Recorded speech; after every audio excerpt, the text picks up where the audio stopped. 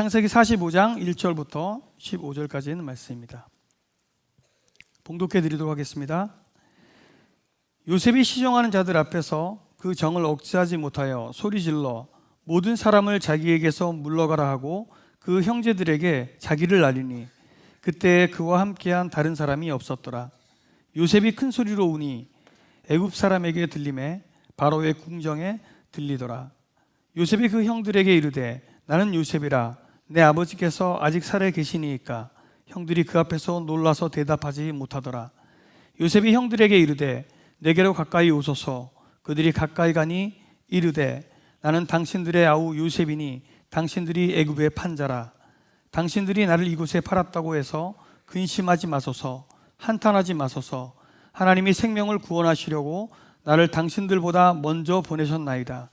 이 땅에 2년 동안 흉년이 들었으나 아직 5년은 밭갈이도 못하고 추수도 못할지라. 하나님이 큰 구원으로 당신들의 생명을 보존하고 당신들의 후손을 세상에 두시려고 나를 당신들보다 먼저 보내셨나니 그런즉 나를 이리로 보낸 이는 당신들이 아니요 하나님이시라. 하나님이 나를 바로에게 아버지로 삼으시고 그 온 집이 주로 삼으시며 애굽 온 땅의 통치자로 삼으셨나이다. 당신들은 속히 아버지께로 올라가서 아뢰기를 아버지의 아들 요셉의 말에 하나님이 나를 애굽 전국의 주로 세우셨으니 지체 말고 내게로 내려오사 아버지의 아들들과 아버지의 손자들과 아버지의 양과 소와 모든 소유가 고센 땅에 머물며 나와 가깝게 하소서. 흉년이 아직 5해가 있으니 내가 거기서 아버지를 봉양하리이다. 아버지와 아버지의 가족과 아버지께 속한 모든 사람에게 부족함이 없도록 하겠나이다 하더라고 전하소서. 당신들의 눈과 내 아우 베냐민의 눈이 보는 바 당신들에게 이 말을 하는 것은 내 입이라.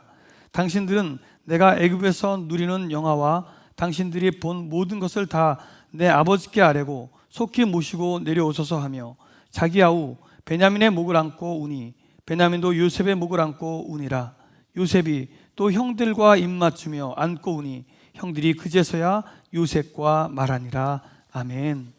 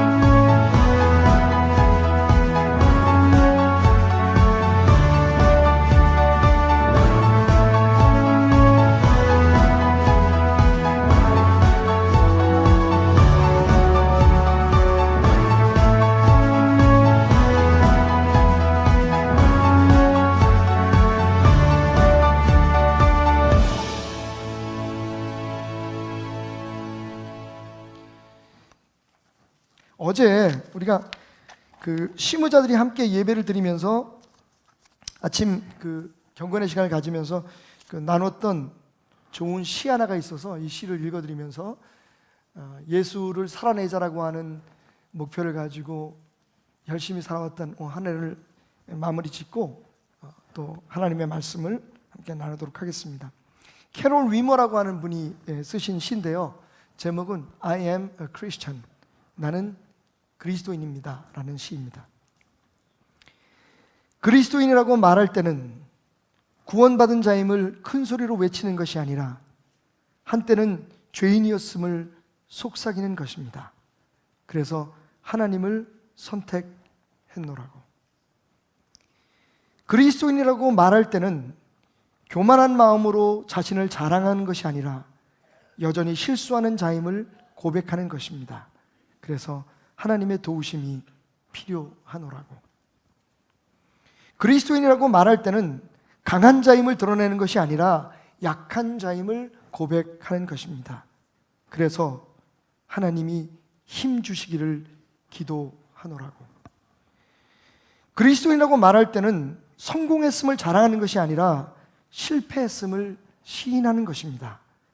내가 진 빚을 다 갚을 수 없노라고. 그리스도인이라고 말할 때는 모든 것을 안다는 것이 아니라 몰라서 혼란스러움을 시인하는 것입니다. 그래서 겸손히 하나님의 가르치심을 구하노라고. 그리스도인이라고 말할 때는 온전하다고 주장하는 것이 아니라 부족함이 많음을 인정하는 것입니다. 그래서 오직 하나님의 온전하심만을 믿노라고. 그리스도인이라고 말할 때는 삶의 고통이 사라졌다는 것이 아니라 여전히 내 몫의 고통을 지키겠다는 것입니다. 그래서 하나님의 이름을 부르노라고. 그리스도인이라고 말할 때는 다른 사람을 판단하겠다는 것이 아니라 판단의 권위가 내게 없음을 말하는 것입니다. 오직 하나님의 사랑을 받고 있을 뿐이라고. 우리 옆 사람과 한 번 더 인사하겠습니다. 한 해 동안 정말 수고하셨습니다.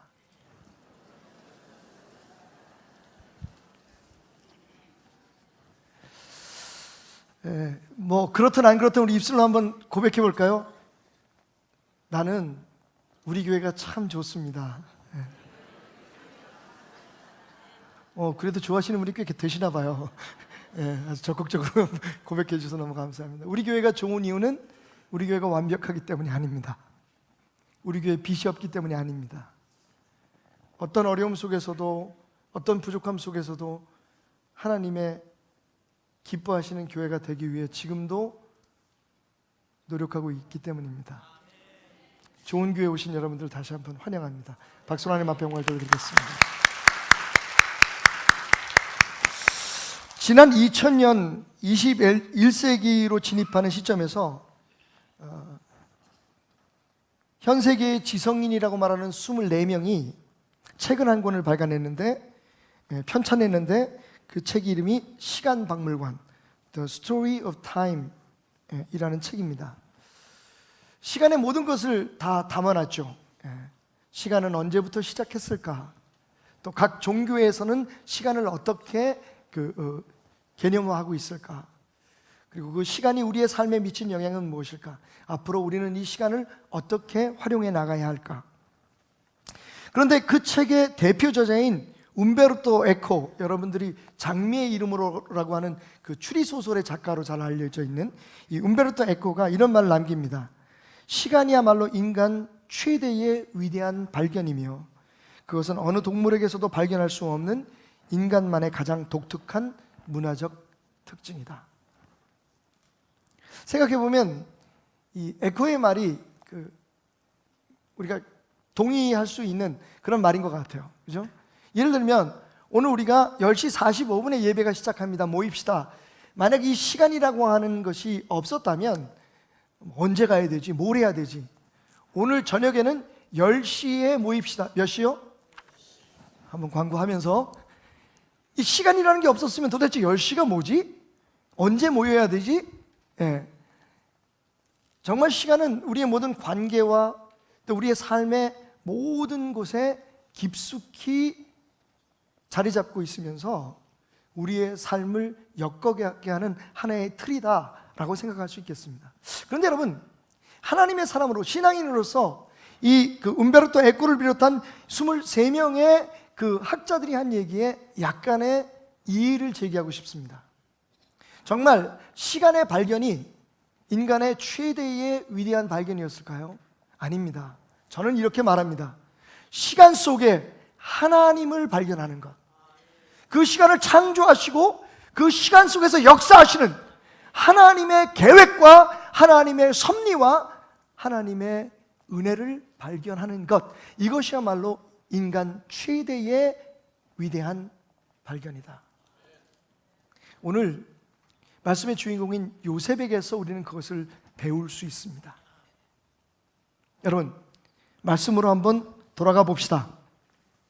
오늘 이 말씀은 여러분이 잘 아는 것처럼 17살의 어린 나이에 자기의 형제들에게 알몸으로 벗겨져 구덩이에 던져졌다가 노예 상인들에게 팔려간 요셉이 그 팔려간 나라에서 왕 다음으로, 아니 어쩌면 왕보다 더 큰 힘을 발휘하는 권력자로 세움을 받고 난 후에 그를 팔아버린 13년 세월 따지면 총리 대신이 30세에 됐으니까 그 이후에 2년이 지난 후에 아마 그 형제들을 만난 것으로 보면 32살쯤에 33살쯤에 그 원수와 같은 형제들을 만나서 일어난 일을 우리에게 지금 알려주고 있는 말씀입니다. 근데 오늘 이 말씀 가운데 우리가 주목해야 할 것은 요셉의 태도, 요셉의 말입니다. 4절을 볼까요? 요셉이 형들에게 이르되 내게로 가까이 오소서. 정말 자기를 팔아버린, 여러분 다른 사람도 아닙니다. 형제입니다. 비록 피를 반만 나누었지만 배다른 형제들이 자신을 팔았어요. 그것도 그냥 판 게 아니라 발가벗겨서 웅덩이에 집어넣었다가 야, 여기서 이렇게 죽게 하지 말고 차라리 팔아버리자. 참으로 못된 짓을 한 겁니다. 그런데 그 원수와 같은 형제들이 자기 눈앞에 와 있습니다. 요셉이 그들을 부릅니다. 두려워 떨고 있는 그들을 자기에게 가까이 오라고 한 후에 이렇게 말합니다. 이 나쁜 놈들, 니들은 이제 죽었어. 니네들이 나한테 한 짓이 뭐니? 제가 지금 성경을 안 보고 얘기합니다. 왜? 성경에 없는 말씀이니까.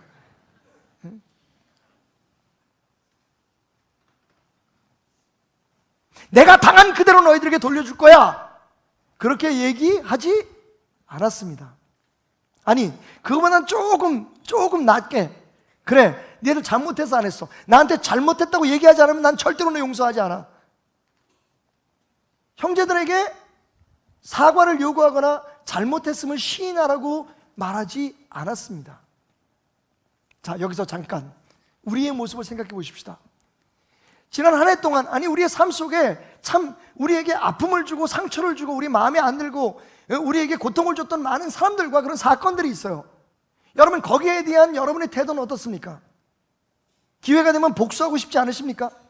아니, 복수는 안 해도 그들이 잘못됐으면 하는 은근한 기대를 갖고 있지 않습니까? 아니면 용서를 할지라도 네가 먼저 나한테 사과를 요구하지 않는 한, 당신이 나한테 사과를 하지 않는 한 절대로 나는 당신을 용서하지 않을 거야. 너는 내가 받은 만큼 받아야 해 라고, 그것이 정당한 행위라고 생각하고 있지는 않습니까? 오늘 요셉을 보십시오. 요셉은 이렇게 말합니다. 참 의외입니다. 나는 당신들의 아우 요셉이니 당신들이 애굽의 판자라. 당신들이 나를 이곳에 팔았다고 해서 근심하지 마소서, 한탄하지 마소서. 하나님이 생명을 구원하시려고 나를 당신들보다 먼저 보내셨나이다. 와우. 여러분, 아마 형제들이 내가 요셉입니다 그랬을 때 깜짝 놀라서 한번 쳐다봤을 거예요. 그러니까 요셉이에요. 그 다음에 나오는 말을 듣고는 아마 그들의 가슴이 쪼여들었을 겁니다. 왜? 뭐라고 얘기냐면 당신들이 애굽의 판자입니다. 여러분, 거기까지 이야기가 나왔을 때 형들의 마음이 어땠을까요? 그런데 요셉은 의외의 말을 합니다. 그런데 형님들, 쫄지 마시오. 떨지 마십시오. 근심할 거 없습니다. 그러면서 뭐라고 얘기하냐면 한탄하지 마십시오. 여기서 한탄하지 말라는 말을 원어로 해석해 보면 자책하지 말라는 의미를 가지고 있어요. 아씨, 이럴 것 같았으면 하지 말걸. 저놈이 저렇게 높은 자리에 올라갈 줄 어떻게 알았어? 이제 우린 죽었구나. 내가 그때 정말 잘못했지. 자책하거나 근심하지 말라는 겁니다. 왜냐하면 당신들은 당신이 나를 팔아버린 것 같지만, 당신들이 나를 애굽에 이렇게 던져버린 것 같지만 사실은 그 뒤에는 하나님의 섭리가 있었습니다. 하나님의 계획이 있었다는 거예요. 아멘? 여러분, 한번 따라 합시다. 모든 것이 하나님의 섭리입니다. 다시 한번 고백합시다. 모든 것을 하나님이 하셨습니다. 여러분, 왜 우리는 화가 나나요? 지난 날들에 대해서, 지난 사건들에 대해서, 우리가 겪고 있는 모든 일들에 대해서 왜 분노하고, 왜 실망하고, 왜 복수하고 싶고, 왜 되갚아주고 싶은가요? 그것이 요셉이 고백한 것처럼 하나님이 계획 가운데 이루시는 과정이었다는 것을 인정하지 못하기 때문입니다. 그리고 여러분, 죄송합니다만 그건 신앙이 아닙니다.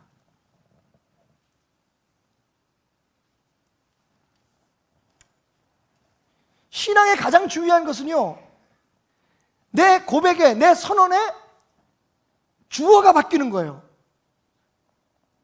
내가 하는 말의 문장에 주어가 바뀌는 것이 신앙입니다. 이런 거죠.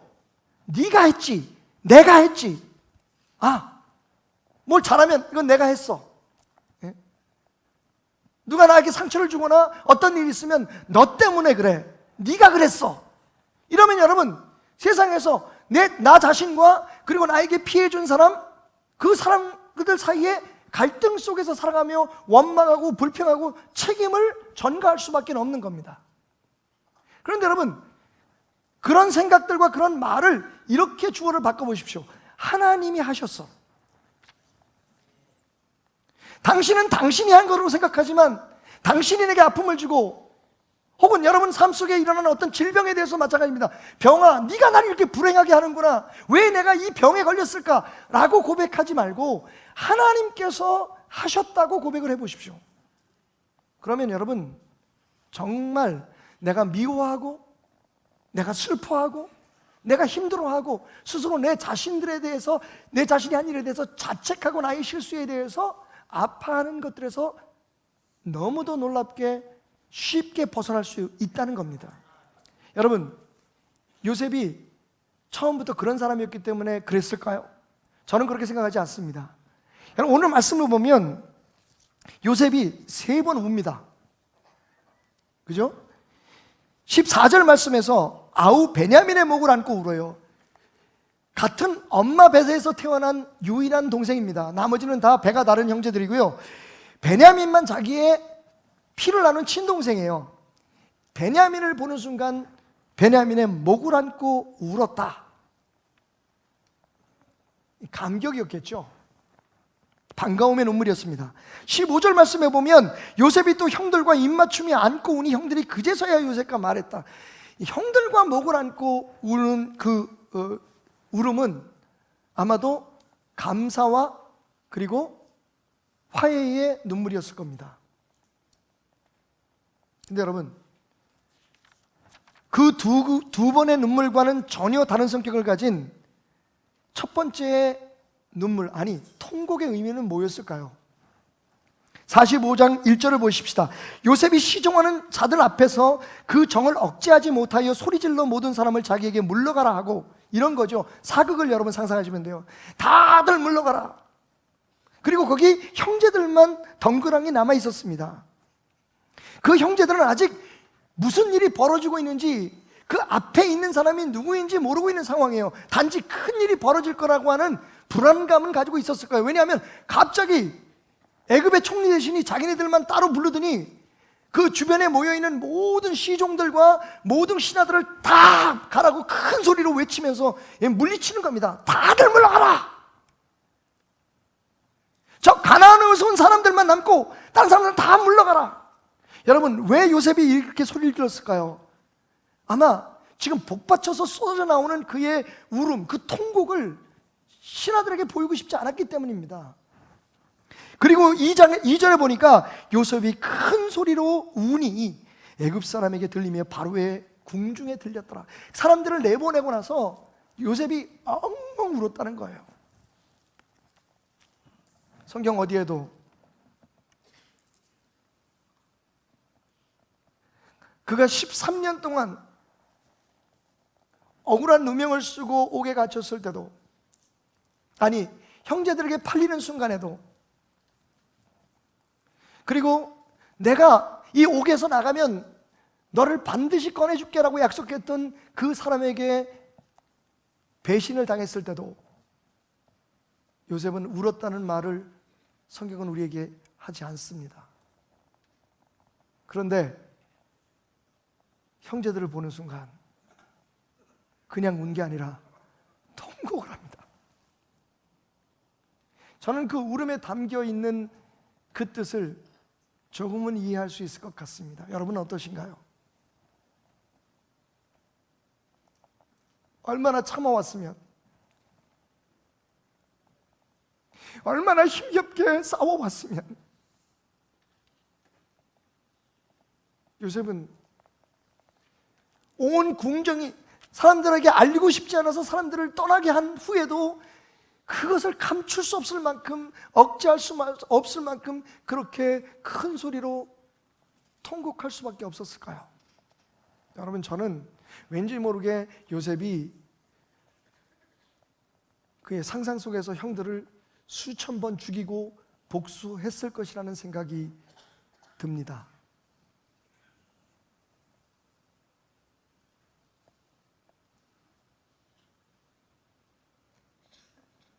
형들 앞에서의 그의 통곡하는 울음의 의미가 아마 여러분들이 종종 하나님 앞에서 혹은 아무도 없는 곳에서 가슴을 치며 우는 그 눈물의 의미와 다르지 않을 거라는 겁니다.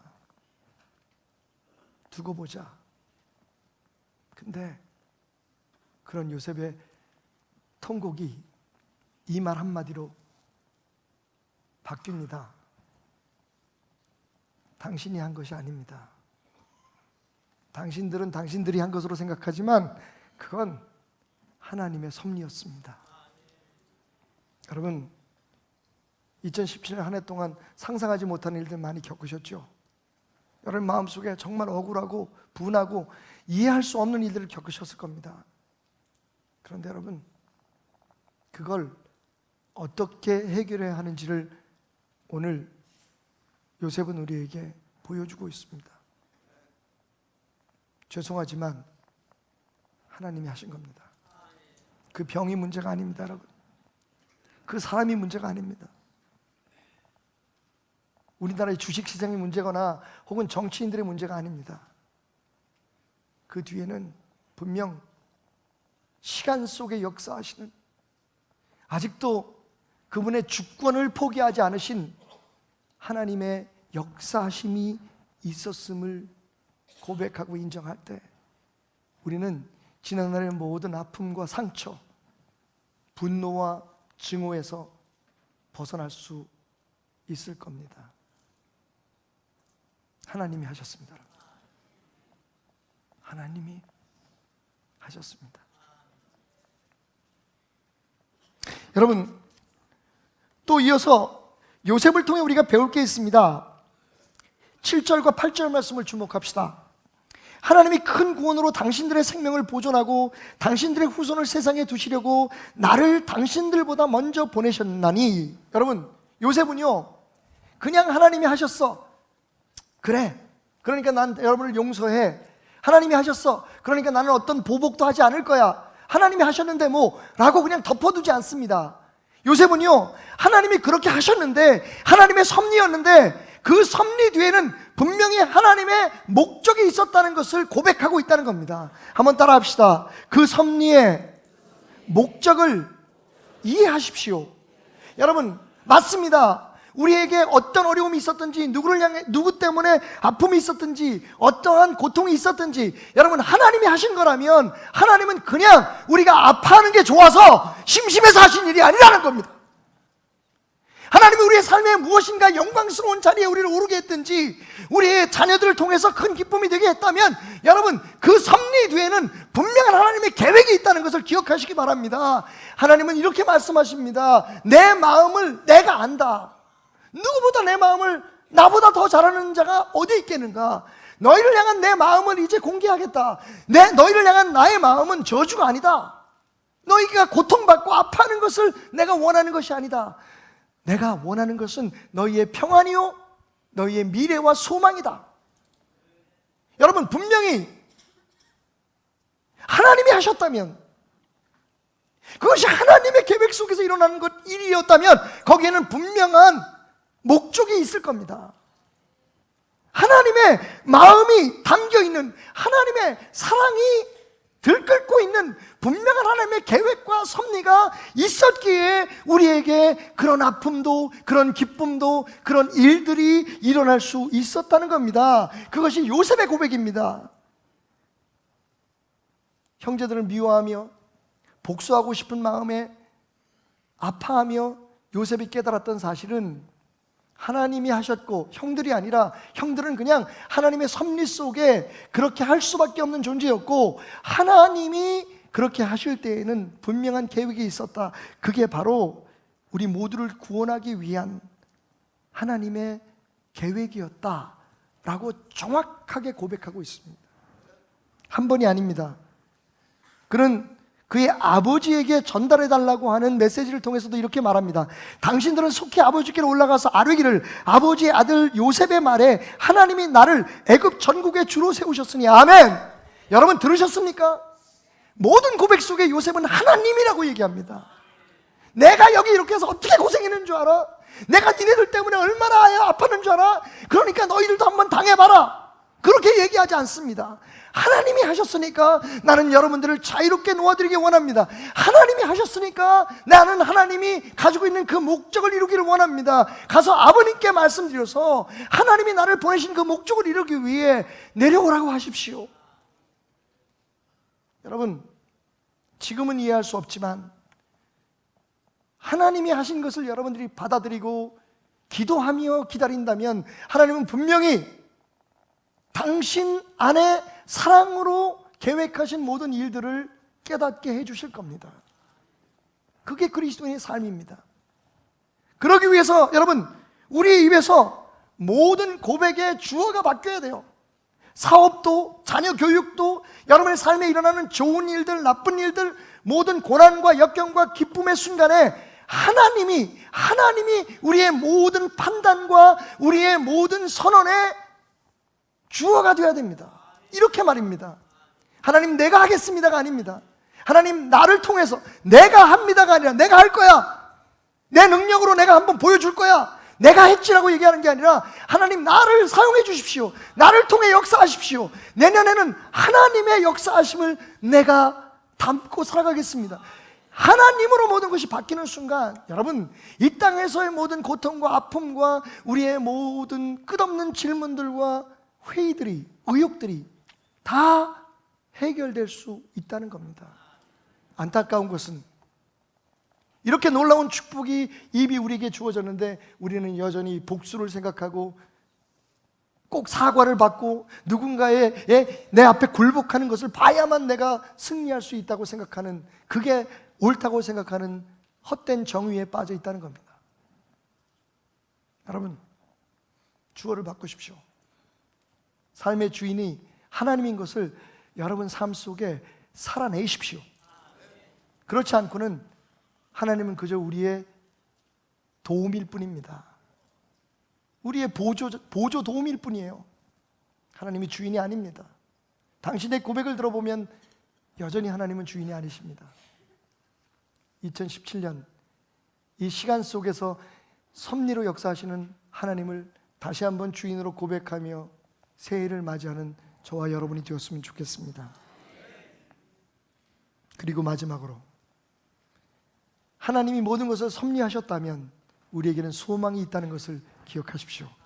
따라합시다. 그 섭리 안에 소망이 있습니다. 섭리라는 것은요, 우주와 인간의 모든 삶을 주장하는 신의 계획이라고 정의되어 있습니다. 섭리는 providence라고 하는 말은 하나님께서 하나님의 계획을 가지고, 여러분 다른 종교에는 없습니다. 하나님이, 이 기독교의 하나님, 삼위일체 하나님이신 여호와 하나님이 계획을 가지시고 우리 인간사의 모든 것을 지금 이끌고 가시고 주장하신다는 거예요. 이 하나님의 섭리를 보고 인정하는 순간, 그 목적을 아는 순간 여러분, 우리에게 확실하게 다가오는 또 하나의 믿음이 있습니다. 그게 뭔지 아십니까? 하나님의 섭리가 있다면 그건 과거에 끝난 것이 아니라 현재에만 머무는 게 아니라 미래에도 하나님의 그 섭리는 지속될 것이라는 겁니다. 왜? 영원하신 하나님의 섭리는 영원한 것이기 때문입니다. 요셉은 그것을 얘기하고 있어요. 빨리 가서 아버지에게 말해서 모두 다 내려오십시오. 그러면서 말하기를, 고센 땅에 머물며 나와 가깝게 하소서. 흉년이 5해가 있으니 내가 거기서 아버지를 봉양하리이다. 아버지와 아버지의 가족과 아버지께 속한 모든 사람에게 부족함이 없도록 하겠습니다. 여러분, 여전히 요셉은요, 지금까지 17살의 어린 나이에 노예로 팔려가서 정말 13년 만에 기적적인 전무후무한 기적의 역사로 애굽의 바로의 아버지처럼 자기가 그 쓰임을 받았다고 얘기해요. 바로한테는 요셉이 아버지 같은 존재였다는 거예요. 그가 고백하고 있습니다. 그런 존재로서 살아가면서 그가 느낀 건 뭐냐? 하나님이 하시면 된다. 하나님이 하셨구나. 나는 내가 왜 이렇게 불행할까? 내가 왜 이렇게 열심히 살았는데 하나님 잘 믿는데 왜 내게 이렇게 고통이 올까? 라고 불평했지만 알고 보니 오늘을 위한, 아니 더 나아가 내일의 우리 가족들과 아버지와 하나님이 아브라함 우리 할아버지에게 약속하신 그 언약을 지키기 위해서 나를 이렇게 먼저 보내셨구나, 내가 그렇게 쓰임받았구나 하는 것을 깨달았다는 겁니다. 그러니 앞으로 5년 동안 기근이 있을 텐데 그 동안에도 우리는 풍족하게 살 수 있을 겁니다. 그건 하나님의 섭리이기 때문입니다라고 그의 입술로 지금 고백하고 있는 것입니다.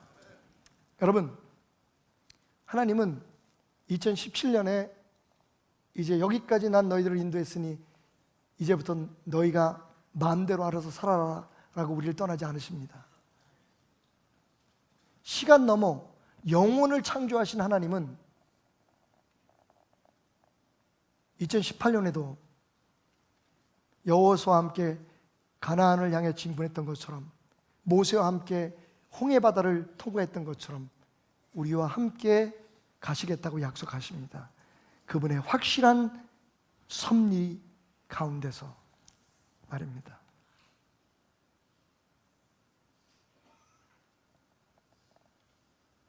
하나님이 하셨습니다. 그리고 지금도 하나님이 하고 계시고, 여러분의 새날은 하나님이 역사하시는 새로운 장이 될 것입니다. 여러분의 고백의 주어를 바꾸십시오. 여러분의 삶의 모든 고민의 주어를 바꾸십시오. 주어가 바뀌는 것이 나, 너에서 하나님으로 바뀌는 것이 신앙이기 때문입니다. 독일의 30년 전쟁이 끝나고 전쟁이 남겨놓은 상처로 독일은 아파하고 있었습니다. 1600만이었던 인구가 반 이상이 죽어서 600만밖에 남지 않았는데, 그 남은 600만에게도 살 집이 없었고, 거기다가 그들은 그들 눈앞에서 죽어간 전쟁의 희생자들, 사랑하는 사람들과 가족들을 보내는 그 아픔에서 벗어나지 못하고 있었습니다.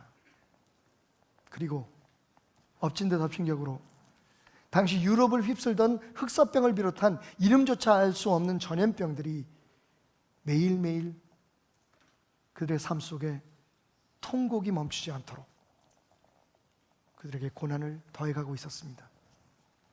그 와중에 아버지의 사역을 돕다가 루터교회 목사가 된 벤자민 스몰크라고 하는 목사가 있었어요.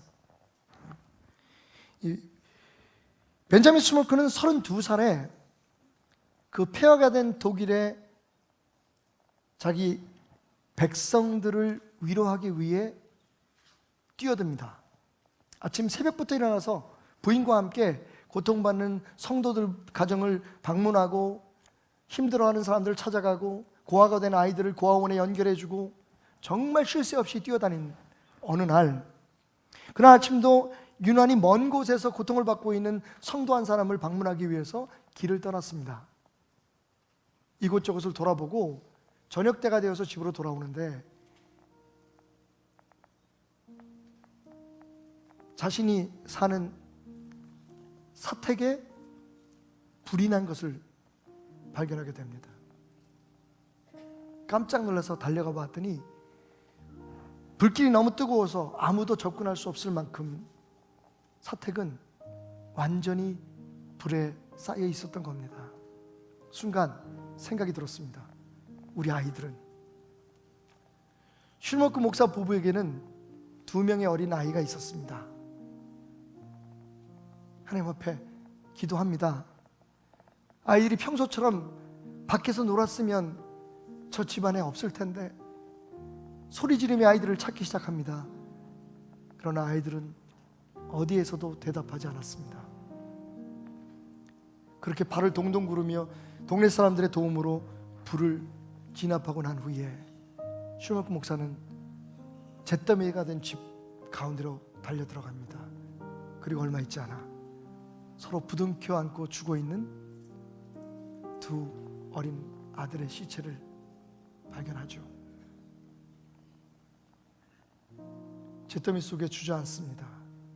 뒤를 따라온 사모님은 기절을 합니다. 쓰러져 있는 아내를 부둥켜 안고 통곡을 하죠. 하나님, 이건 아닙니다. 도대체 제가 당신에게 뭘 잘못했습니까? 사람을 살리려고 아침부터 저녁까지 아이들도 돌보지 못하면서 사역했던 우리 부부에게 이건 너무 가혹합니다. 하나님, 도무지 이해할 수가 없습니다. 엉엉 울며 밤을 지새웁니다. 그런데 새벽이 밝아올 때쯤 갑자기 난데없이 스목 목사의 마음속에 하나님의 말씀이 들려옵니다. 생각이 났던 거죠. 아버지요, 그러나 내 뜻대로 마옵시고 아버지의 뜻대로 하시옵소서. 마가복음 14장 36절에 예수님의 고백이 갑자기 마음속에 떠오르면서 그는 또 다른 통곡을 시작합니다. 그리고는 자기도 모르게 자신의 입술에서부터 흘러나오는 고백을 남깁니다. My Jesus, as you will. 나의 예수님, 당신의 뜻대로. Oh, may your will be mine. 당신의 뜻이 나의 뜻이 되게 하소서. Into your hand of love, I would my all resign. 당신의 사랑의 손 안에 내 삶의 모든 것을 내려놓습니다. Through sorrows or through joy. 슬픔 속에서도 기쁨 속에서도 Conduct me as your own. 나를 당신의 사람으로 사용하소서. And help me still to say, My Lord, your will be done. 그리고 내게 이렇게 여전히 말할 수 있도록 나를 도와주십시오. 오, 나의 주님, 주님의 뜻대로 이루어지리이다. 여러분, 수고하셨습니다. 많이 애썼습니다.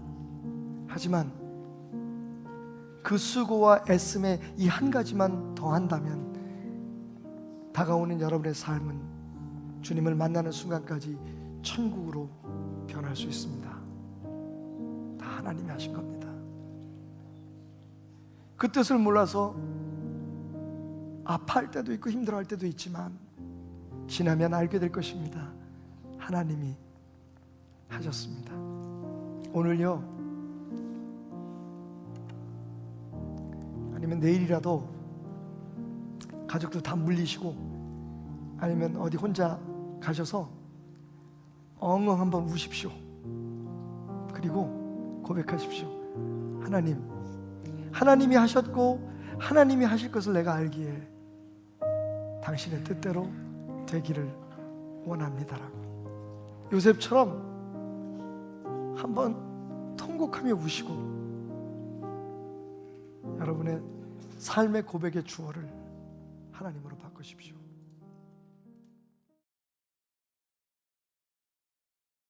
할렐루야. 우리 하나님께 영광의 박수로 이 시간 귀한 예배의 문을 활짝 열도록 하겠습니다. 할렐루야. 오늘도 우리 입술을 통하여 하나님 앞에 귀한 찬양으로 이 시간 예배하며 나가기 원합니다. 나의 모습 나의 소유 우리 같이 고백하겠습니다.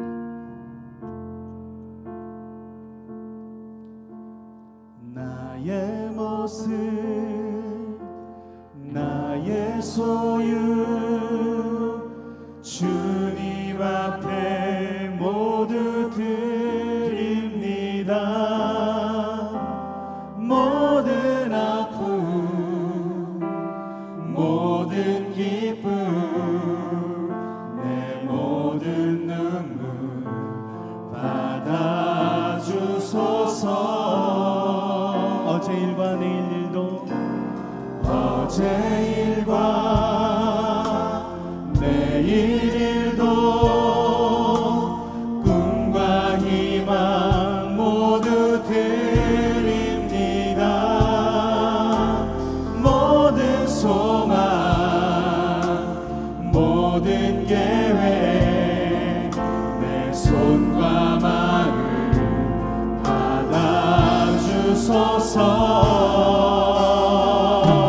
받아주소서. 나의 생명을 드리니 주 영광 위하여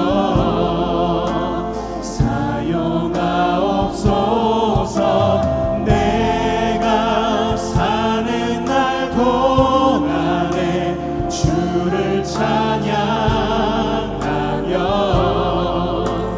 기쁨의 제물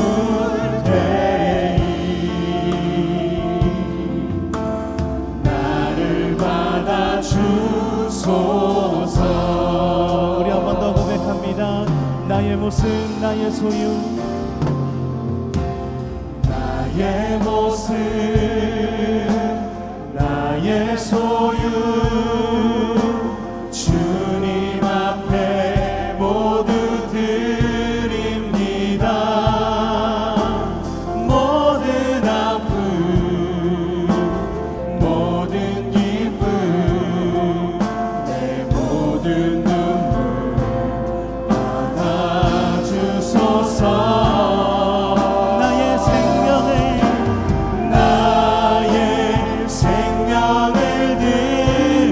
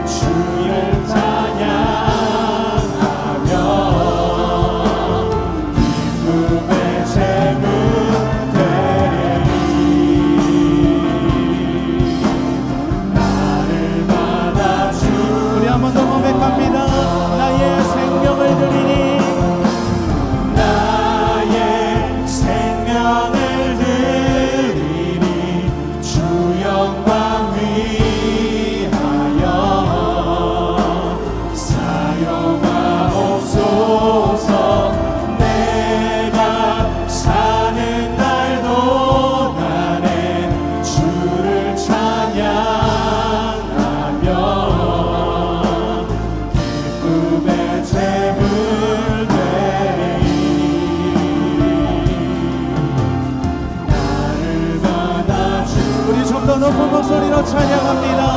나의 생명을 드리니 나의 생명을 드리니 주 영광 위하여 사용하옵소서. 내가 사는 날 동안에 주를 찬양하며 기쁨의 제물 드리니 나를 받아주소서. 나를 받아주 우리 마지막으로 한 번 더 고백합니다. 나의 생명을 드리니 나의 생명을 드리니 주 영광 위하여 영광 위 나를 사용하옵소서. 사용하옵소서. 내가 사는 날 동안에 주를 찬양하며 기쁨의 제물 드리니 나를 받아주소서.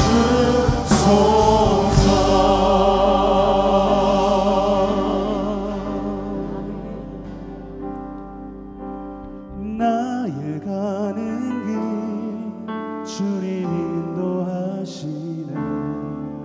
그는 보이지 않아도 날 위해 일하시네. 주 나의 인도자 항상 함께 하시네. 사랑과 힘 베푸시며 인도하시네. 인도하시네. 나의 가는 길 나의 가는 길 주님 인도하시네. 그는 보이지 않아도 날 위해 일하시네. 주 나의 인도자 항상 함께 하시네. 사랑과 힘 베푸시며 인도하시네. 인도하시네. 한 번 더 고백합니다. 주 나의 가는 길 주님 인도하시네. 그는 보이지 않아도 날 위해 일하시네. 주 나의 인도자 항상 함께 하시네. 사랑과 힘 베푸시며 인도하시네. 인도하시네. 나의 가는 길 주님 인도하시네. 나의 가는 길 주님 인도하시네. 그는 보이지 않아도 날 위해 일하시네. 주 나의 인도자 항상 함께 하시네. 사랑과 힘 베푸시며 인도하시네. 항상 나를 인도하시는 하나님께 감사하며 우리 한 번 더 고백합니다. 나의 가는 길 나의 가는 길 주님 인도하시네. 그는 보이지 않아도 날 위해 일하시네. 주 나의 인도자 항상 함께 하시네. 사랑과 힘 베푸시며 인도하시네. 올 한해 우리를 인도하신 하나님께 감사의 박수를 시간 주의 이름을 높여드리기 원합니다. 주님 언제나 항상 보이지 않아도 나를 인도하여 주심을 감사합니다. 언제나 항상 사랑과 힘을 베풀어 주심을 감사합니다. 언제나 항상 나와 동행하여 주시고 나를 위하여 일하여 주심을 참으로 감사합니다.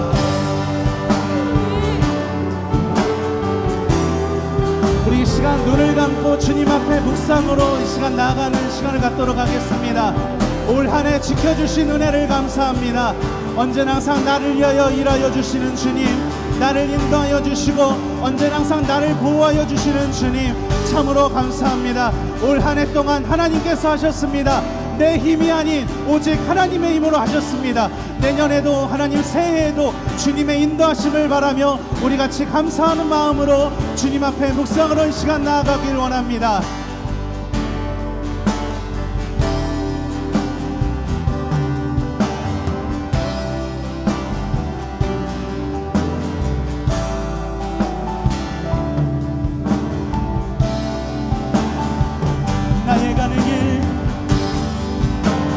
나의 가는 길 주님 인도하시네. 그는 보이지 않아도 날 위해 일하시네. 주 나의 인도자 항상 함께 하시네. 사랑과 힘 베푸시며 인도하시네. 나의 가는 길 주님 인도하시네. 나의 가는 길 주님 인도하시네. 그는 보이지 않아도 날 위해 일하시네. 주 나의 인도자 항상 함께 하시네.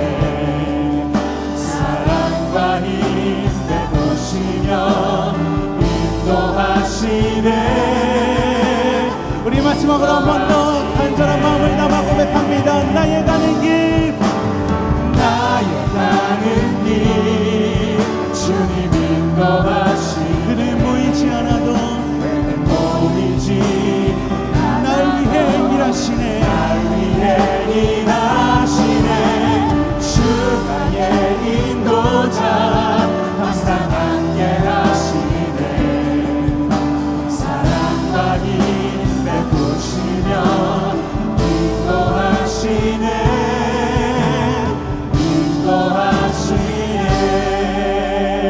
인도하시네. 할렐루야. 주님께 감사의 박수로 우리 한 번 더 주님의 이름을 높여드립니다. 아멘.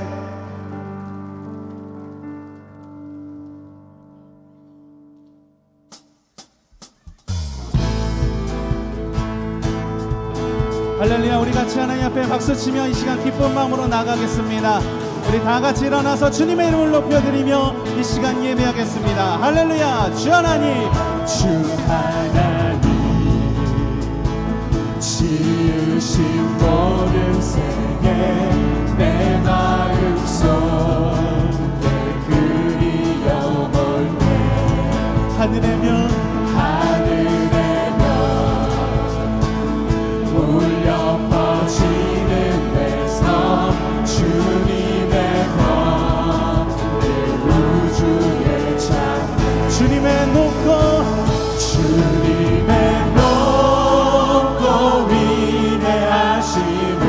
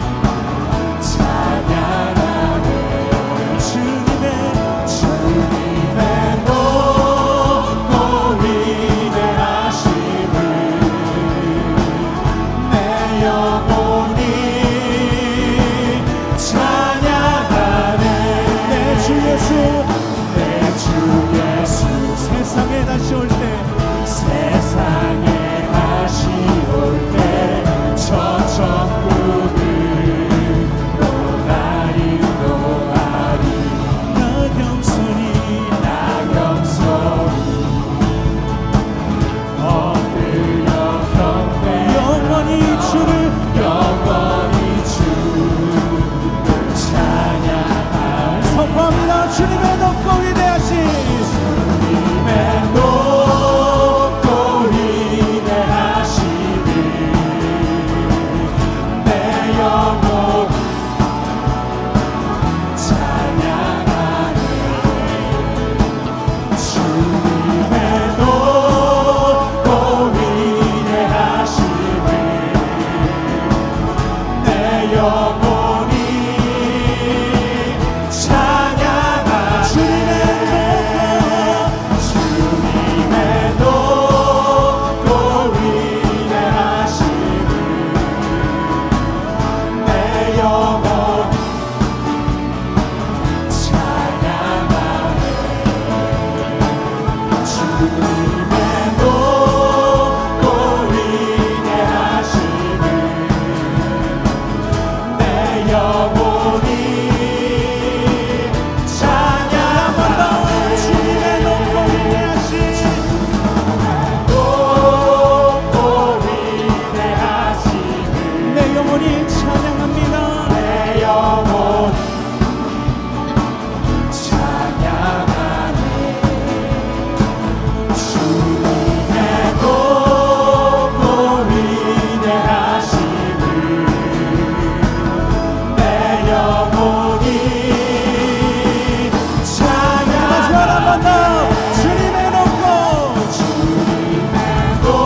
높고 위대하심을 할렐루야 내 영혼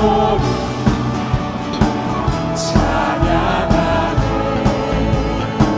주님의 높고 위대하심을 내 영혼이 내 영혼이 찬양하네. 할렐루야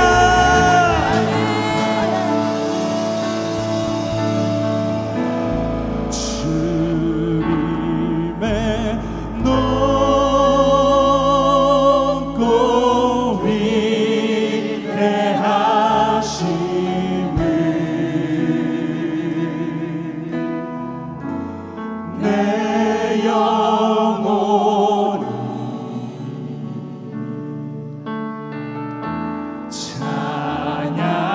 찬양하네. 주님의 높고 주님의 높고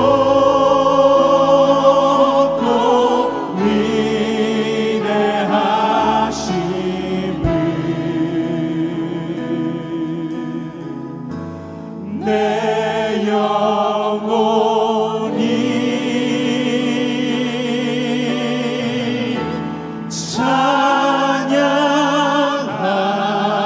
찬양하네.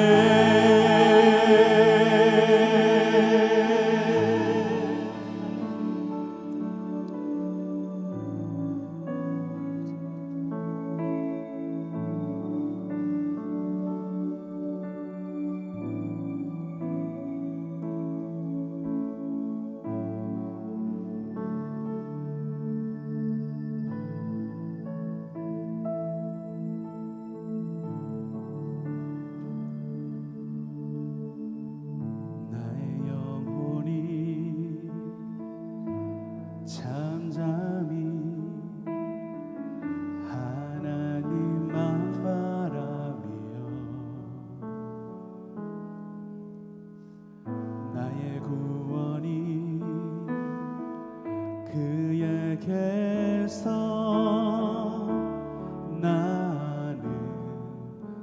나는도다. 나의 영혼아 잠잠히 하나님만 바라라. 나의 소망이 저에게서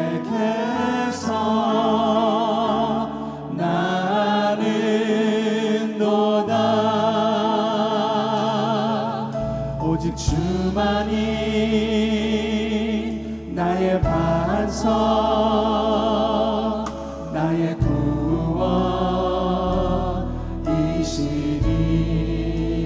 구원이시니 오직 오직 주만이 나의 산서 내가 요동치 아니하 오직 주만이 나의 반석 오직 주만이 나의 반석 나의 구원이시니